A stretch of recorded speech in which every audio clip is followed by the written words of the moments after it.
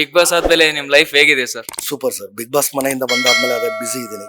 ಒಂದಷ್ಟು ಬಂದಾದ್ಮೇಲೆ ಬರೋಕ್ಕಿಂತ ಮುಂಚೆ ಒಂದಷ್ಟು ಟೆಂಪಲ್ಗಳಿಗೆ ಹೋಗಿದ್ದೆ. ಅದಾದ್ಮೇಲೆ ಟೆಂಪಲ್ ರನ್ ಆಯ್ತು. ಅಂದ್ರೆ ಒಂದಷ್ಟು 2-3 ದಿನ ಕುಂದಾಪುರ, ಮಂಗಳೂರು ಆ ಸೈಡ್ ಎಲ್ಲ ಅದಾಗಿ ಅದು ಮುಗಿಸ್ಕೊಂಡ್ ಬಂದಿದ್ ಕೂಡಲೇ ಮ್ಯಾಂಗೋ ಪಚ್ಚ ಸಿನಿಮಾ ಮೈಸೂರಲ್ಲಿ ಒಂದು 15 ದಿನ ಶೂಟಿಂಗ್ ಮುಗಿಸ್ದೆ. ಫಸ್ಟ್ ಶೆಡ್ಯೂಲ್ ನಡೀತಿದೆ ಬಿಸಿ ಸರ್. ಅಷ್ಟೇ ಅಲ್ವಾ ಸರ್, ಇವಾಗ ಬಿಗ್ ಬಾಸ್ ಮನೆಗೆ ಹೋದ್ರೇನು ಬಿಗ್ ಬಾಸ್ ಮನೇಲಿ ವ್ಯಕ್ತಿತ್ವದ ಆಟ ಅಂತ ಹೇಳ್ತಾರೆ. ಆ ವ್ಯಕ್ತಿತ್ವನ ಉಳಿಸ್ಕೊಂಬರೋದು. ಆಮೇಲೆ ಸುಮಾರಷ್ಟು ಒಂದು 200 ಸಿನಿಮಾ ಗಂಟ ಮಾಡಿದ್ದೆ ಬಿಗ್ ಬಾಸ್ಗೆ ಹೋಗೋಕ್ಕಿಂತ ಮುಂಚೆ. ಬಟ್ ಆವಾಗ ಪರದೆ ಮಾತ್ರ ಅಂದ್ರೆ ದೊಡ್ಡ ಪರದೆ ಮೇಲೆ ಮಾತ್ರ ಜನಗಳು ನೋಡಿರ್ತಾರೆ. ಒಂದು ಪಾತ್ರವಾಗಿ ಮಾತ್ರ ಕಾಣಿಸ್ಕೊಂಡಿರ್ತೀನಿ. ಒಂದಷ್ಟು ನೆಗೆಟಿವ್ ಕ್ಯಾರೆಕ್ಟರ್ ಆ ಥರದ್ದು.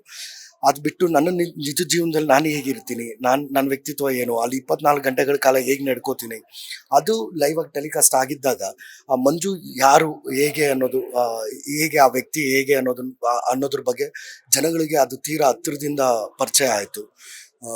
ಅದಾದ್ಮೇಲೆ ನಾನು ಒಳಗೆ ಇರಬೇಕಾದ್ರೆ ಮ್ಯಾಕ್ಸ್ ಸಿನಿಮಾ ಹಿಟ್ಟಾಯಿತು. ಮ್ಯಾಕ್ಸ್ ಸಿನಿಮಾ ರಿಲೀಸ್ ಆಗಿ ಹಿಟ್ಟಾಯಿತು. ಆಮೇಲೆ ಬಿಗ್ ಬಾಸ್ ಮನೇಲೂ ಒಳ್ಳೆ ಹೆಸರು ತೊಗೊಂಡಿದ್ದಕ್ಕೋಸ್ಕರನೇ ಆಚೆ ಬಂದಾದ್ಮೇಲೆ ಒಳ್ಳೆ ರೆಸ್ಪಾನ್ಸ್ ಸಿಕ್ತು. ಅಂದರೆ ಚಿಕ್ಕ ಮಕ್ಕಳಿಂದ ಹಿಡಿದು ವಯಸ್ಸಾಗಿರೋ ತಾಯಂದ್ರು, ಅಮ್ಮಂದ್ರು ಎಲ್ಲ ಬಂದು ಮಾತಾಡ್ಸೋಂಥ ರೀತಿ ಅವೆಲ್ಲ ನೋಡಿದವಾಗ ತುಂಬಾನೇ ಸಂತೋಷ ಆಗುತ್ತೆ.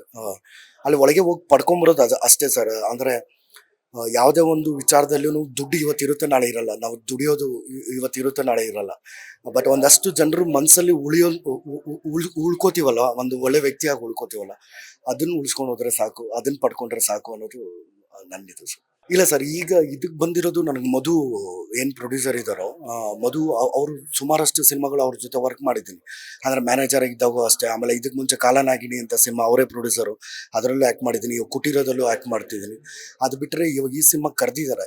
ಬಟ್ ಇದು ನನಗೂ ಸರ್ಪ್ರೈಸ್ ಸರ್. ಇನ್ನೂ ಟೈಟ್ಲು ಹೇಳಿಲ್ಲ, ಆಮೇಲೆ ಯಾರು ಡೈರೆಕ್ಟ್ರು ಏನು ಎತ್ತ ಅನ್ನೋದು ಹೇಳಿಲ್ಲ. ಅಂದರೆ ಅವ್ರದ್ದು ನಂದು ಬಾಂಧವ್ಯ ಆಗಿದೆ ಸರ್, ಮಧುದು ನಂದು.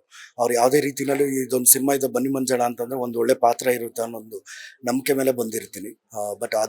ಬಟ್ ಬಿಗ್ ಬಾಸ್ ಮನೆಯಿಂದ ಬಂದಾದ್ಮೇಲೆ ಮ್ಯಾಂಗೋ ಪಚ್ಚ ಅಂತ ಸಂಚಿತ್, ಸುದೀಪ್ ಅವ್ರ ಅಕ್ಕನ ಮಗ, ಆ ಸಿನಿಮಾದಲ್ಲಿ ಒಂದು ಶೆಡ್ಯೂಲ್ ಮುಗಿಸಿದ್ದೀನಿ.